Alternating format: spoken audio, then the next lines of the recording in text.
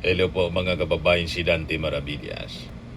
Binanata ni Jose Castro si Sara Duterte tungkol sa sinabi ni Sara nang tanungin kung anong masasabi niya sa kalagayan ng kalusugan ng ating Pangulong Bongbong Marcos na pinapakalat ng mga DDS fake news peddlers na sabi lumalala yung kalagayan ng ating Pangulo na hindi man totoo. Pero yung sagot ni Sara, good luck. Sabay smile na makahulugan na malinaw ng statement niya kung ano yung wish ng kanyang mga followers na matigbak na. Malamang yun ang nasa isip din. Para makaupo na siya. Di ba? Binakbakan mga kababayan ni binanata ng tudo ni Jose Castro kanina sa press briefing. Ayan Palace chide Sara Duterte over comment on Marcos health.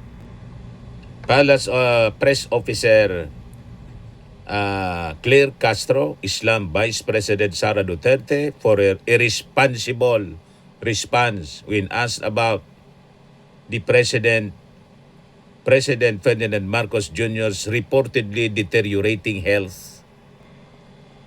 Duterte, in an interview in Davao City kahapon, was asked for a reaction to circulating claims that Marcos is battling a serious illness. Yung mga pinapakalat ng mga DDS influencers na malamang, sabi nga ni Jose Castro, alam naman namin kung sino yung nasa likod nito.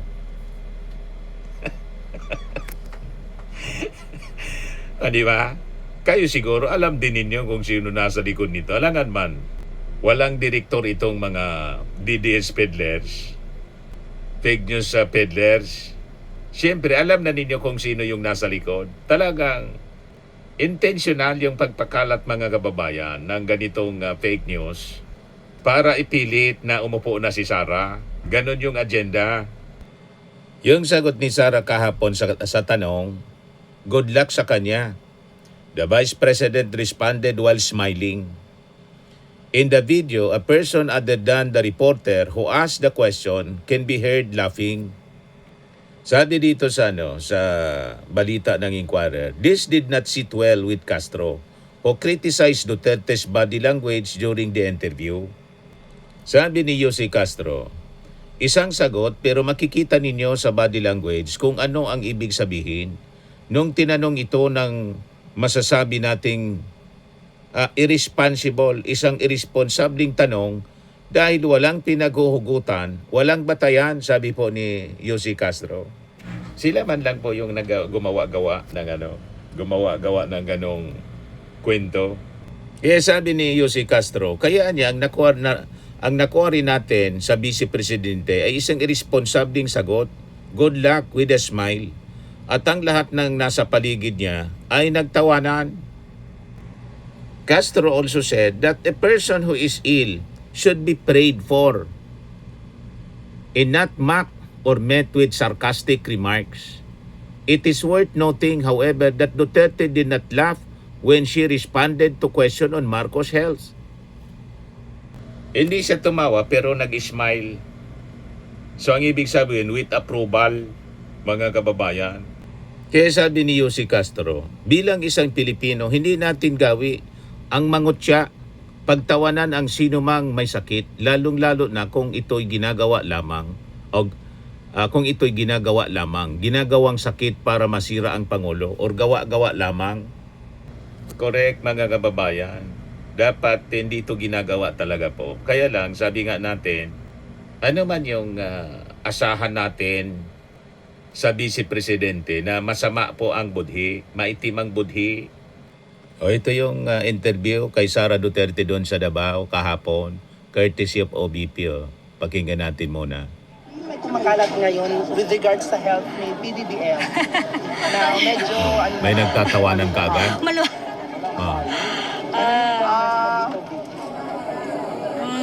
Parang si Cathy Binag to.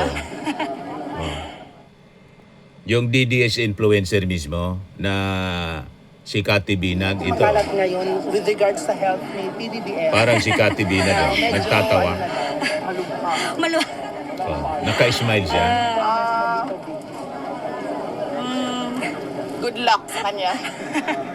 Wala kang aasahan sa Vice Presidente po at sa mga Duterte. Puro masasama ang budhi. Biblical siya. Pag masama ang budhi po, masama yung linalabas sa bibig. Ganon lang siya. Yan sa Mateo. Mateo 15 verse 19. Sabi diyan, for out of the heart come evil thoughts, murder. Wag na kayong magtaka kung bakit nagbanta na ipapapatay na yung ating Pangulo, si Lisa Marcos, tapos si Martin Romualdez. For out of the heart come evil thoughts, murder, adultery, sexual immorality, theft, kung bakit siya nasangkot sa confidential fund mess, false testimony, yung mga pag-akusa ng falsely, slander, paninirang puri. Lahat yan mga kababayan galing sa maitim na budhi. Sabi yan sa Bible, mga kababayan. Sa Tagalog, tingnan natin para mas malinaw. Ayan itong description ng pagkatao ni Sara Duterte at ng mga Duterte. Matthew 15 verse 19. Ano sabi diyan? Sapagkat sa puso nang gagaling ang masasamang kaisipan, pagpatay, pangangalunya, pakikiapid, pagnanakaw, pagiging saksi para sa kasinungalingan, false testimony, at paninirang puri. Ganyan din ang mga DDS. Lahat maitim ang budhi.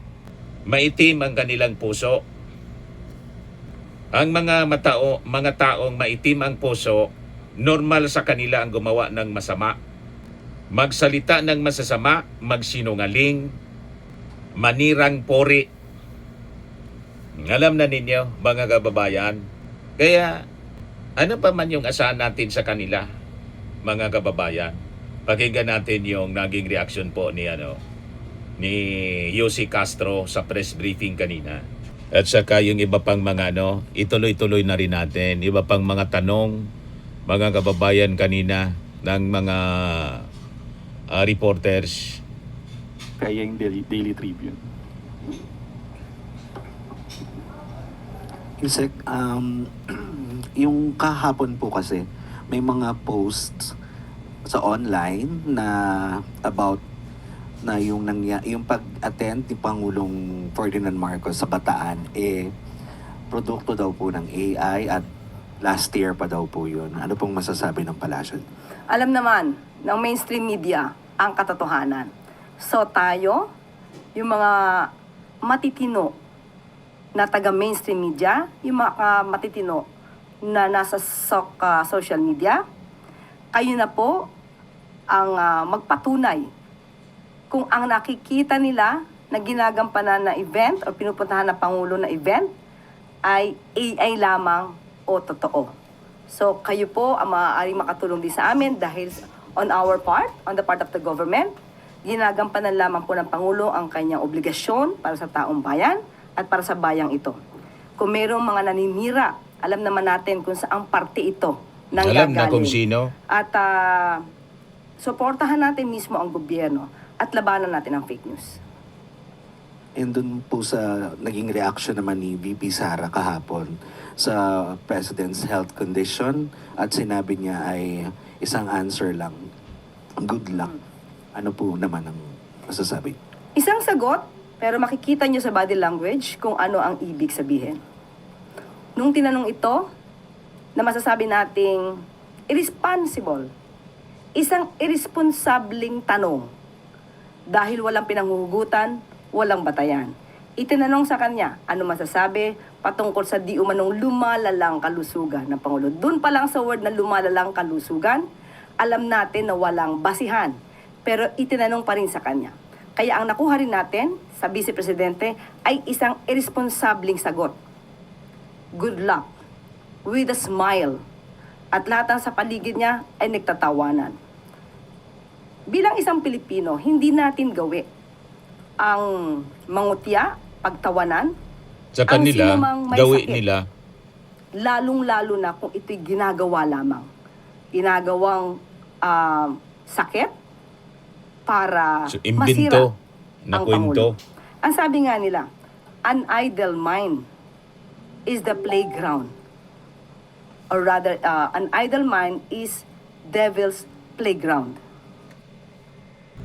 Actually, mga kababayan, galing yun sa sa Proverbs. Pero hindi idle mind, kundi idle hands. Pero totoo din mga kababayan na yung idle mind, wala kasing ginagawa. So pinapasok talaga yan ng Diablo. O di ba? Pag ang tao walang ginagawa, idle mind siya. Kung anong mga evil thoughts ang pumapasok, that is normal. That is biblical mga kababayan, sabi ni King Solomon sa Proverbs. Ayan Proverbs 16 verse 27 to 29. Idle hands are the devil's workshop. Idle lips are his mouthpiece. An evil man sows his strife. Gossip separates the best of friends. Wickedness loves company and leads to others into sin. Kaya tingnan ninyo, yung mga walang magawa, magkakasama din sila. Yung kampo ng mga Duterte, walang magawa na matino, kundi manira na lang.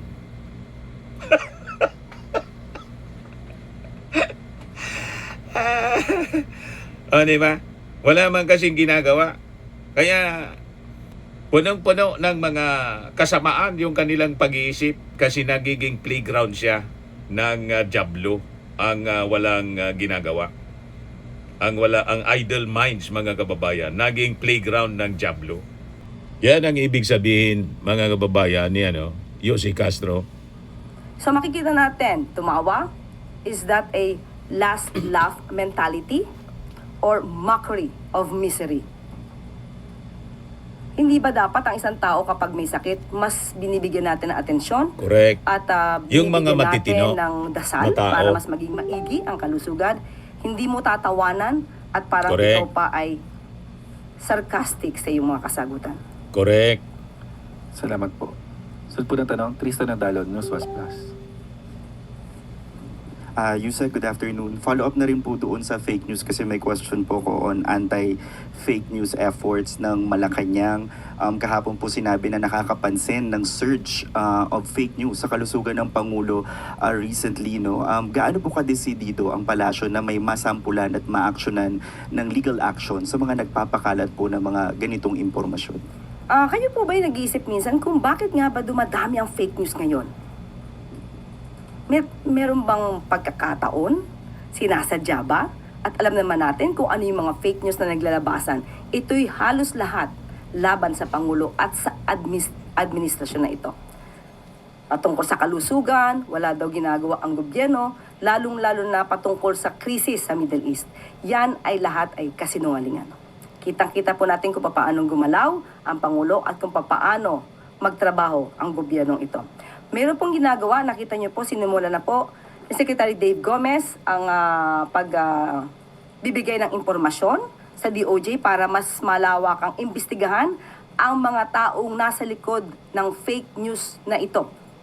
At inaanyayahan na rin po namin, gagawa po ang PCO ng isang website o isang platform kung saan niyo po isusumbong lahat ng fake news na nagkakalat at yan po ay hindi namin tutulugan at lahat po yan ay dapat nasampahan ng kaso.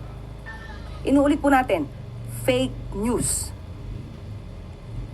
Yusek, on another topic, some groups are raising the alarm over the implementation of the DILG's Safer Cities policy. You have Kabataan Party List saying this is anti-poor and elitist, saying the government should focus on addressing poverty than ordinance enforcement. Yung sa 10 p.m. curfew minors, sabi naman po ng grupong Samahan ng Progresibong Kabataan, this may conflict with the Juvenile Justice and Welfare Act na wala raw po dapat penalty ni-impose sa mga bata. And yung previous Supreme Court ruling na ini-struck down yung mga ganito pong curfew. Given these legal limits, is Malacanang still supportive of this national policy? Unang-una po ito naman ay matagal na mga ordinansa. pinapatupad lamang po ng DILG. So ang pagdidisiplina sa mga kabataan, nakita po natin sa mga news na yung mismong nanay ang nagrereklamo na ang mga anak nilang minor de edad ay hindi nila mapauwi at matigas ang ulo. Hindi po naman ibig sabihin ng pagdidisiplina sa mga kabataan para mas maging safe sila at protected ay anti-poor na. Hindi po lahat ng pagdidisiplina ay sasabing anti-poor. Ito po ay para sa protection ng bawat Pilipino. Last na lang po. May paalala na lang po bang Malacanang sa law enforcement agencies that baka yung iba po ang tendency is ma-abuse yung power to enforce these ordinances? Sa lahat na ng aabuso, ngayon pa lamang po, isumbong niyo po agad para po maproteksyonan din ang mga inaabuso at mapanagot ang mga otoridad na nang-aabuso ng kanilang kapangyarihan. Thank you. Hardy Balbuena, IBC 13.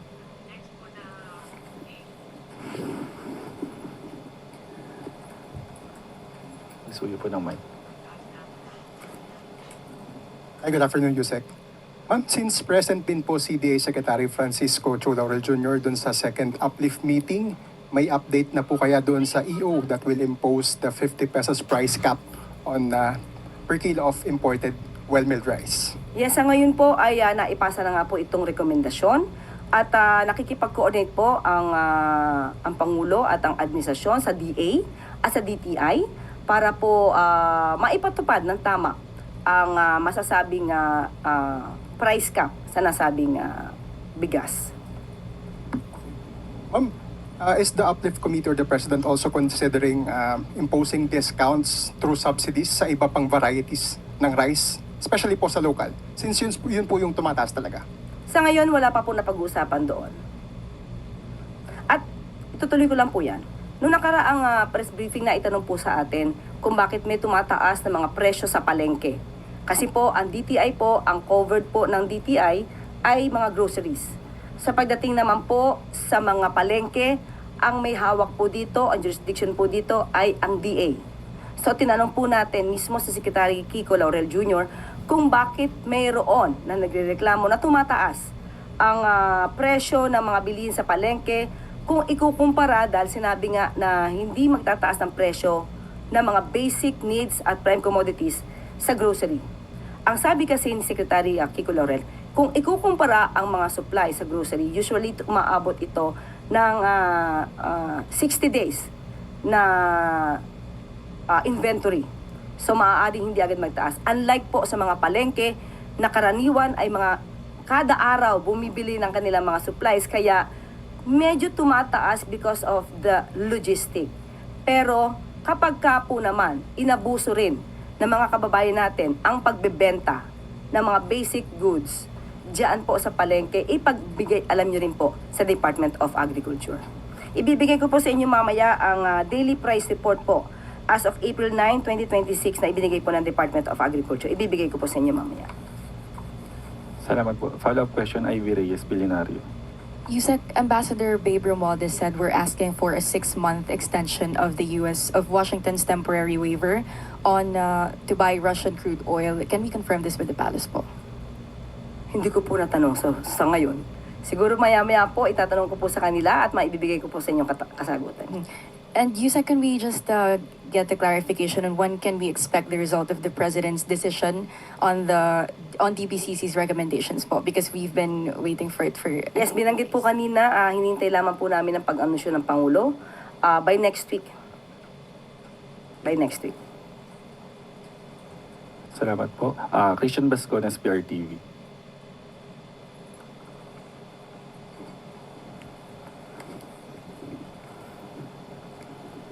Yusek, aside from saying na nothing is off the table, humingi po ng assurance ng taong bayan, no? Particularly yung mga middle class, sa anong tulong ng pamahalaan ang pwedeng maibigay sa kanila. Like itong panukalang ahon bill ni Manila Congressman Rolando Valeriano bilang alternatibo daw po sa Bayanihan 3. This aims to give assistance to middle class 3,000 piso every month sa loob ng 18 months. Ano po yung reaksyon ng palasyo dito? Ano po yung bandang huli? 3,000 piso ang ibibigay sa middle class, lalo-lalo na po yung mga earning 25,000 pesos a month sa kanilang wage for within 18 months. Ano pong reaksyon ng palasyo dito? Unang-una now, hindi pa po natin natatanggap na ang version na sinasabi na ahon bill.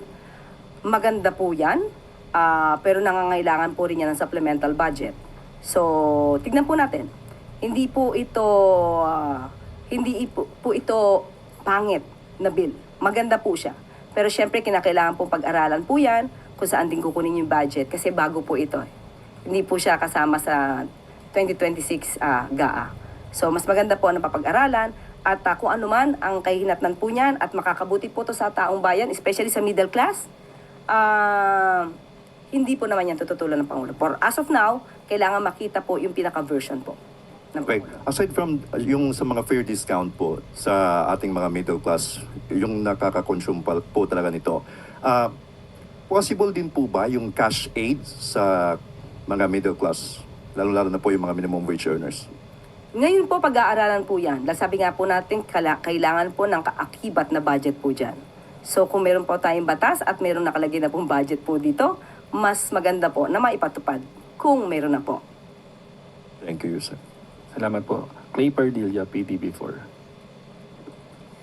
USEC drivers suffer daily with high prices of fuel and very low income.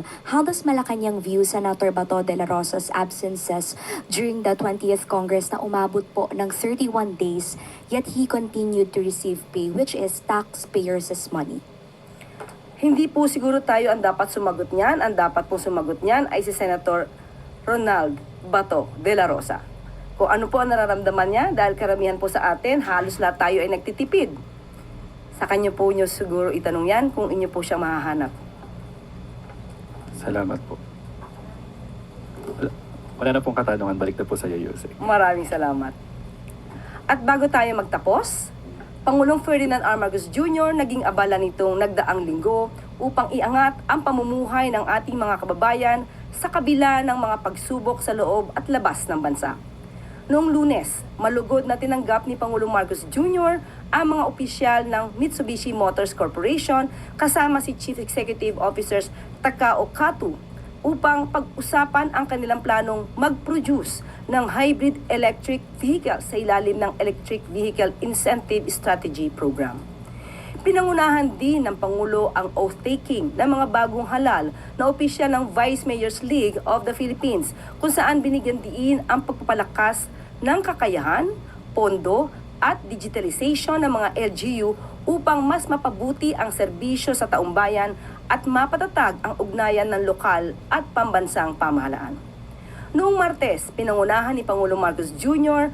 ang Uplift Committee meeting upang i-review ang rekomendasyon ng DBCC sa fuel excise tax at ang ibang mga hakbang upang mapabilis ang tulong sa taong bayan na apektado ng mataas na presyo ng langis.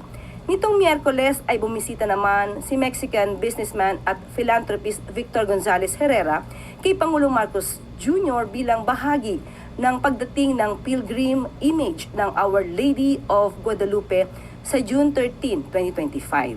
Inaasahan na mapapalakas nito ang spiritual at cultural significance ng mga Katolikong Pilipino sa bansa.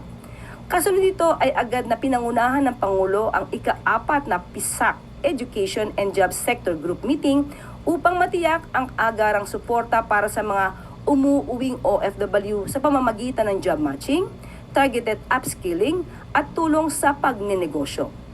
Pinalakas din ito ang digitalization at suporta sa mga MSMEs. Kinagabihan naman ay dumalo si Pangulong Marcos Jr. sa 75th anniversary ng Philippine Holy See Diplomatic Relations sa Intramuros, Manila. Kahapon Huwebes ay pinangunahan ni Pangulong Marcos Jr.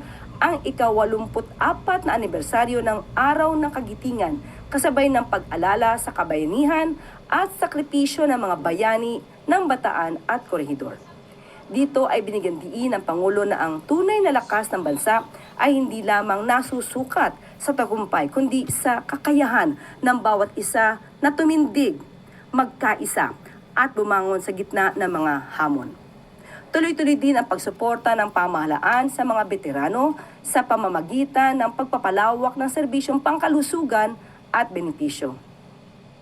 Sa gitna ng mga pagsubok sa bansa, walang humpay ang pagtatrabaho ni Pangulong Marcos Jr. at ng pamahalaan para sa mamamayang Pilipino.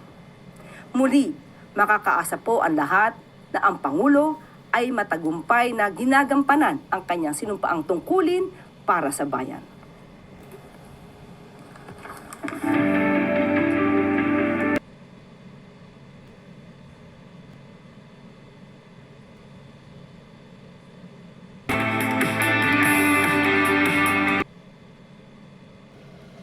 Ano kayo ngayon, mga fake news peddlers? Naimasmasa na kayo? Siyempre, hindi kayo maniniwala. Kasi yun ang special talent ninyo. Naniniwala kayo sa sarili ninyong kasinungalingan. O di ba? Ganon mga kababayan.